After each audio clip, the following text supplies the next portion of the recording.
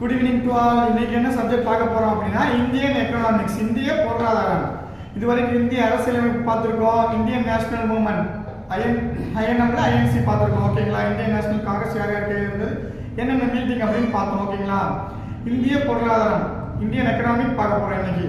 இதுல என்ன டாபிக் பார்க்க போறோம் அப்படின்னா ரொம்ப ரொம்ப இம்பார்ட்டன்டான ஒரு topic, RBI reserve bank of India.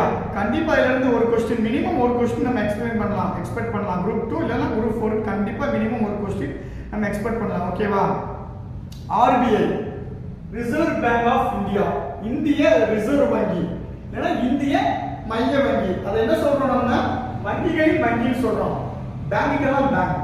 ஓகேவா, நமக்கு யார் வந்து கடன் கொடுப்பா, யார் லோன் கொடுப்பா?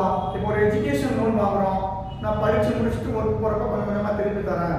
ஒரு ஹவுசிங் லோன் வாங்குறோம், வீடு கட்டேன், என்கிட்ட வந்து இடம் இருக்கு ஆனா வீடு கட்டணும் அப்படின்னு சொல்லுங்க. ஓகேவா, இதுக்கெல்லாம் வந்து நமக்கு என்னென்ன ப்ராப்பர்ட்டி இருக்குன்னு பார்த்துட்டு ஒரு குறிப்பிட்ட அமௌண்ட் வந்து பேங்க் கொடுப்பாங்க. ஓகேங்களா, இப்போ அந்த பேங்க்கு யார் வந்து அமௌண்ட் கொடுப்பா அப்படின்னா வந்து ரிசர்வ் பேங்க், ஆர்பிஐ, இந்திய ரிசர்வ் வங்கி. ஓகேங்களா, சரி. இப்போ இந்திய ரிசர்வ் வங்கி சட்டம், இந்திய ரிசர்வ் வங்கி ஆக்ட் வந்து 1934. இப்போ இந்திய ரிசர்வ் வங்கி அடிப்படை சட்டம் வந்து 1934. எப்போ ரிசர்வ் பேங்க் ஸ்டார்ட் பண்ணாங்க அப்படின்னா ஏப்ரல் 1 1935. ஏப்ரல் 1 1935 இந்தியால வந்து இந்திய ரிசர்வ் வங்கி தொடங்கப்பட்டது, அதாவது ஆரம்பிக்கப்பட்டது. ஓகேங்களா, இப்போ அக்கவுண்டிங் இயர்னா என்ன, காலண்டர் இயர்னா என்ன? காலண்டர் இயர்னா நமக்கு தெரியும் இல்லைங்களா, ஜனவரி 1 ஜனவரி 1 இருந்து டிசம்பர் 31 டிசம்பர் 31 வரைக்கும். ஓகேங்களா, இது வந்து காலண்டர் இயர். இப்போ நிதி ஆண்டு ஃபினான்சியல் அக்கவுண்டிங் அப்படின்னா வந்து என்ன அப்படின்னா வந்து ஏப்ரல் 1 ஏப்ரல் முதல்ல இருந்து மார்ச் 31 வரைக்கும். இதைத்தான் வந்து நம்ம நிதி ஆண்டு ஃபினான்சிங் இயர் அக்கவுண்டிங் இயர் அப்படின்னு சொல்றோம்.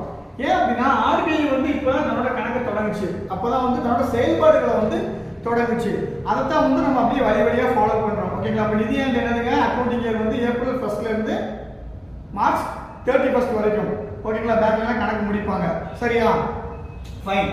நெக்ஸ்ட், தலைமையிடம் ஹெட் ஆபீஸ் எங்க இருக்குது?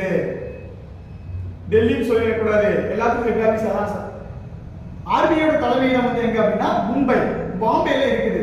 இதுக்கு முன்னாடி ஸ்டார்ட் பண்ணும்போது எங்க இருந்தது 1935 ஏப்ரல் 1 அப்படின்னா கல்கத்தா. கல்கத்தால இருந்து வந்து எப்போ மும்பைக்கு மாத்திருப்பாங்க அப்படின்னா வந்து 35ல ஸ்டார்ட் பண்ண ஆர்பிஐ வந்து ஆஃப்டர் 2 இயர்ஸ் 2 வருஷத்துக்கு அப்புறம் வந்து கல்கத்தால இருந்து மும்பைக்கு வந்து மாத்திருப்பாங்க தலைமையிடத்தை. ஓகேவா, ஓகே ஃபைன். நெக்ஸ்ட், ஆர்பிஐயோட கவர்னர் யாரு சார்? ஆர்பிஐயோட முதல் கவர்னர், ஆர்பிஐ ஸ்டார்ட் பண்ணும்போது ஆர்பிஐயோட வந்து ஃபர்ஸ்ட் கவர்னர் யாரு அப்படின்னா வந்து ஓஸ்போன் ஸ்மித். நேம் பாருங்க, இங்கிலீஷ்ல இருக்கா, ஓஸ்போன் ஸ்மித். ஏன் அப்படின்னா வந்து 1935ல நம்ம ஸ்டார்ட் பண்ணிட்டோம், பிஃபோர் இண்டிபெண்டன்ட்ல நம்ம ஸ்டார்ட் பண்றோம் இல்லைங்களா, சுதந்திரம் கிடைக்கிறதுக்கு முன்னாடி ஏப்ரல் 1 1935. அப்ப யார் இருந்திருப்பா அப்படின்னா பிரிட்டிஷ் ஆளுநர் தான் இருந்திருப்பாங்க, பிரிட்டிஷ் கவர்னர். அதான் நேம் வந்து ஓஸ்போன் ஸ்மித். சரிங்க சார். அப்போ ஆர்பிஐயோட முதல் இந்திய ஆளுநர் யார்? முதல் இந்திய ஆளுநர் யார் அப்படின்னா சிடி தேஷ்முக். சிடி தேஷ்முக். அந்த சிடி அப்படின்றது வந்து என்ன ஃபுல் ஃபார்ம் அப்படின்றத கமெண்ட்ல போடுங்க உங்களுக்கு தெரிஞ்ச. ஓகேவா, இப்போ ஆர்எஸ் சர்க்காரியானா ரஞ்சித் சிங் சர்க்காரியான்னு படிப்போம், சிஆர் தாஸ்னா சித்தரஞ்சன் தாஸ்னு படிப்போம், ஜேபி நாராயணனா ஜெயபிரகாஷ் நாராயணன் படிப்போம் இல்லைங்களா. அப்போ இந்த சிடிக்கு ஃபுல் ஃபார்ம் என்னன்னு யாருக்கா தெரிஞ்ச கமெண்ட் பண்ணுங்க. ஓகேவா, சிடி தேஷ்முக்ன்றவங்க யார் அப்படின்னா நம்ம இந்திய ரிசர்வ் வங்கியோட முதல் இந்திய ஆளுநர். ஓகேங்களா, முதல் ஆளுநர் வந்து ஓஸ்போன் ஸ்மித், பிரிட்டிஷ்காரர். ஓகேவா, பிரிட்டிஷ் கவர்னர். முதல் இந்திய ஆளுநர் வந்து சிடி தேஷ்முக். ஆக்சுவலா வந்து இவங்க ஃபார்மர் சென்ட்ரல் மினிஸ்டர் இருந்திருப்பாங்க நினைக்கிறேன், ஐ திங்க் முன்னாள் மத்திய அமைச்சர் நினைக்கிறேன் சிடி தேஷ்முக். ஓகே, நேரு பீரியட்ல என்னன்னு பார்த்துக்கோங்க. ஓகேவா, அப்போ ஆர்பிஐயோட இப்ப தற்போதைய ஆளுநர் யாரு, கரண்ட்ல யாரு கவர்னரா இருக்கா அப்படின்னா மிஸ்டர் சக்திகாந்த தாஸ் அவர்கள். ஓகேங்களா, எத்தனாவது ஆளுநர் அப்படின்னா 25வது ஆளுநர், 25th கவர்னர். ஓகேங்களா, இவர் என்ன சொல்றாங்க அப்படின்னா ஃபோர்ப்ஸ் அப்படின்ற பத்திரிகை என்ன சொல்றாங்க அப்படின்னா உலகத்துல வந்து எல்லா நாட்டிலயும் சென்ட்ரல் பேங்க் இருக்கு, மைய வங்கி, எல்லாத்துலயும் கவர்னர் இருக்காங்க, பட் அது எல்லாத்துலயும் வந்து நாலேஜால சிறந்தவர் பெஸ்ட் அப்படின்னா வந்து சக்திகாந்த தாஸ் அப்படின்றவங்க ரீசெண்டா வந்து ஃபோர்ப்ஸ் பத்திரிகை சொல்லியிருந்தாங்க. ஓகேங்களா, ஓகே. நம்மளோட முன்னாள் பிரதமர் ஃபார்மர் பிரைம் மினிஸ்டர் டாக்டர் மன்மோகன் சிங் வந்து சிறப்பு பொருளாதார நிபுணர், இந்த கிரேட் எக்கனாமிக்ஸ் டாக்டர் மன்மோகன் சிங். அவங்களும் வந்து பிரைம் மினிஸ்டர் ஆகிறதுக்கு முன்னாடி ஆர்பிஐயோட கவர்னரா இருந்திருப்பாங்க. ஓகேங்களா? யாரு எத்தனாவது கவர்னர் அவங்க அப்படின்னு பாத்தீங்கன்னா 15வது கவர்னர். மன்மோகன் சிங் வந்து ஆர்பிஐயோட 15வது கவர்னரா இருந்திருப்பாங்க. ஓகேவா? மொத்தம் எத்தனை பேர் ஆர்பிஐல அப்படின்னு பாத்தீங்க அப்படின்னா வந்து 20 நபர்கள் கொண்ட அமைப்பு. ஒரு கவர்னர், ஓகேங்களா, 4 துணைநிலை ஆளுநர்கள் இருப்பாங்க. ஓகேங்களா? ஒரு ஃபினான்ஸ் செக்ரட்டரி, நிதி செயலாளர் ஒருத்தவங்க, அப்புறம் 14 மெம்பர்ஸ், 14 உறுப்பினர்கள் இருப்பாங்க. ஓகேங்களா? இதான் வந்து ஆர்பிஐயோட ஒரு அமைப்பு. ஓகே, ஆர்பிஐ பரிந்துரை செய்த கமிட்டி யாரு? இப்போ நம்ம நிதி ஆயோக்கு பரிந்துரை செய்த கமிட்டி என்னது? அஜய் சிப்பர் கமிட்டி நமக்கு தெரியும். ஓகேவா? திட்டக்குழு பரிந்துரை செய்தது யாரு? சர் விஸ்வேஸ்வரய்யா. அப்ப ஆர்பிஐ ஒருத்தவங்க பரிந்துரை செஞ்சிருக்காங்க. அவங்க யாரு? ஆர்பிஐ வந்து பரிந்துரை செய்த கமிட்டி வந்து பாருங்க, ஹில்டன் யங் கமிட்டிங்க. ஆர்பிஐ பரிந்துரை செய்த கமிட்டி ஹில்டன் யங் கமிட்டி. ஓகேவா? இவங்க தான் ஆர்பிஐ பரிந்துரை செய்தாங்க, ஹில்டன் யங் கமிட்டி அப்படின்றவங்க. ஓகே, இது வரைக்கும் கிளியரா? கிளியர். ஓகே, நெக்ஸ்ட் என்னது? நெக்ஸ்ட் பாத்தீங்க அப்படின்னா வந்து என்னென்ன பேங்க்லாம் வந்து ஸ்டார்ட் பண்ணிருக்காங்க ஃபர்ஸ்ட் ஆர்பிஐக்கு. நெக்ஸ்ட் ஆர்பிஐக்கு முன்னாடி வந்து என்னென்ன பேங்க்லாம் ஸ்டார்ட் பண்ணிருக்காங்க? 1806 1806ல வந்து கல்கத்தா வங்கி ஸ்டார்ட் பண்ணிருப்பாங்க. அத 3 இயர்ஸ்க்கு அப்புறம் 1809 1809ல வந்து வங்காள வங்கி பேர் மாத்திருப்பாங்க. ஓகேங்களா? நெக்ஸ்ட் 1814ல வந்து மும்பை வங்கி, 43ல வந்து சென்னை வங்கி. இந்த 3 வங்கி தான் ஃபர்ஸ்ட் இந்தியால வந்து ஸ்டார்ட் பண்ணாங்க. இந்தியாவில் முதல் தொடங்குறது இதுதான்.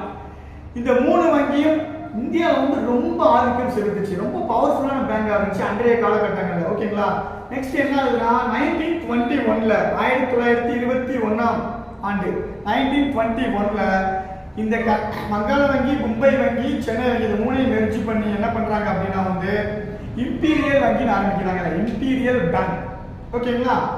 அந்த இம்பீரியல் பேங்க் என்ன பண்றாங்கன்னா காலப்போக்கில் 47ல இண்டிபெண்டன்ட், 50 ரிபப்ளிக் சுதந்திரம் வாங்கி குடியரசு ஆனதுக்கு அப்புறம் 1921ல இம்பீரியல் வங்கின்றது என்ன பண்றாங்க அப்படின்னா வந்து 1955ல SBI சொல்லி பேர் மாத்துறாங்க, ஸ்டேட் பேங்க் ஆஃப் இந்தியா அப்படின்னு சொல்லி.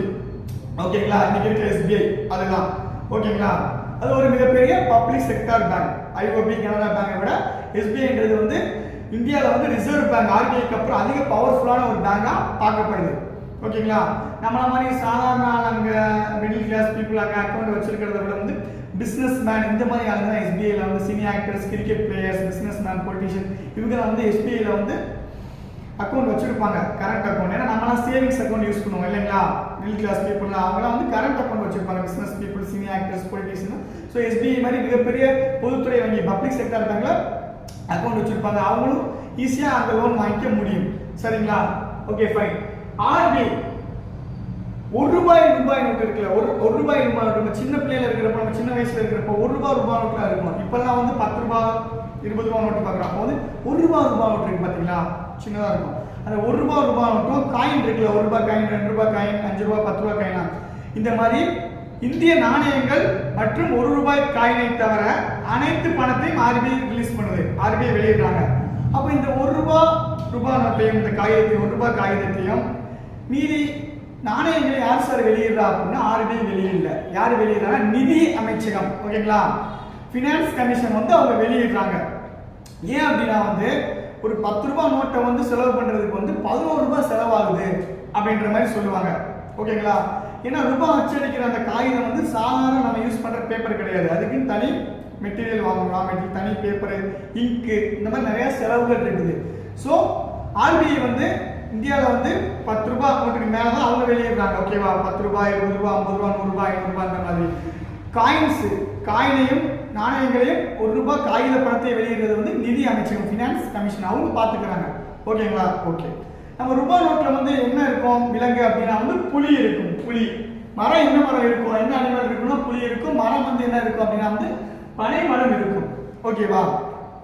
நெக்ஸ்ட் என்ன அப்படின்னா வந்து ஒவ்வொரு வங்கியும், ஒவ்வொரு commercial bank, every commercial bank, ஒவ்வொரு வணிக வங்கியும் தொழில் தொடங்குவதற்கு வந்து யாருக்கு பர்மிஷன் வாங்கணும் அப்படின்னா ஆர்பிஐ கிட்ட பர்மிஷன் வாங்கணும்.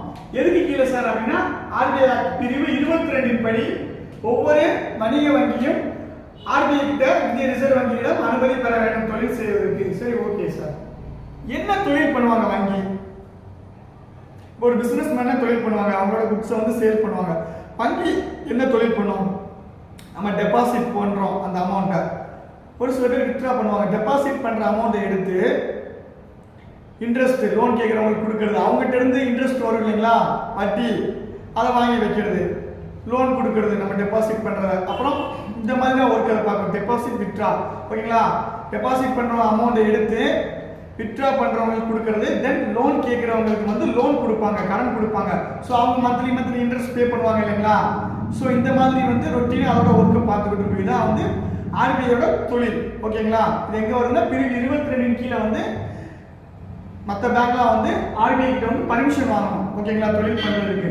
ஓகே, ஆர்பிஐ என்ன சொல்றோம் அப்படின்னா வந்து கடைசி நிலை கடன் ஈவோன்னு சொல்றோம். இங்க பாருங்க, கடைசி நிலை கடன் ஈவோன். ஆர்பிஐ வந்து கடைசி நிலை கடன் ஈவோன் என்ன சார் அப்படின்னா வந்து ஒரு பேங்க், ஒரு பிரைவேட் பேங்கோ இல்ல பப்ளிக் செக்டர் பேங்கோ திவாலா ஆகப்போகுது அப்படின்னா, இப்போ கம்பெனிலாம் திவாலா ஆச்சுன்னா மஞ்சள் நோட்டீஸ் கொடுத்துருவாங்க இல்லைங்களா, ஓகேவா? இப்போ அதோட அசெட்லாம் வந்து கடன் கொடுத்தவங்க வந்து எடுத்துப்பாங்க இல்லையா?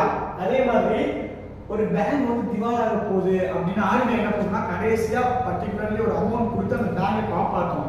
நீ குறிப்பிட்ட இத்தனை மாசத்துல இத்தனை மந்த்துக்குள்ள வந்து நான் கொடுத்த பணத்தை இன்ட்ரெஸ்டோட எனக்கு திருப்பி பே பண்ணணும் நீ மீண்டு வந்ததுக்கு அப்புறம் அப்படின்னு சொல்லி ஃபைனலா வந்து ஒரு அமௌண்ட் வந்து கொடுக்கும் ஆர்பிஐ பேங்க், ஓகேவா? கடைசி நிலை கடன் ஈவோன். ஈவோன்னு ஈவோன்னு எனக்கு கொடுக்கிறது, ஓகேங்களா? ஓகே, வேற ஏதாவது பார்க்காம இருக்கா? ஓகே, இது வரைக்கும் எல்லாம் பார்த்தாச்சுன்னு நினைக்கிறேன். இதை தாண்டி ஒரு சில கண்டென்ட் இருக்குது, ஓகேவா, ஆர்பிஐ பொறுத்த வரைக்கும். பட் மெயினா இதுதான், ஓகேவா? இது வரைக்கும் ஆர்பிஐ பொறுத்த வரைக்கும் இந்த டாபிக் இன்னைக்கு பார்த்துருக்கோம் எக்கனாமிக்ஸ்ல, ஓகேவா? வேற ஏதாவது ஒரு சப்ஜெக்ட்ல வேற ஏதாவது ஒரு டாபிக்ல உங்களை நான் நாளைக்கு சந்திக்கிறேன். தேங்க்யூ. Okay, thank you.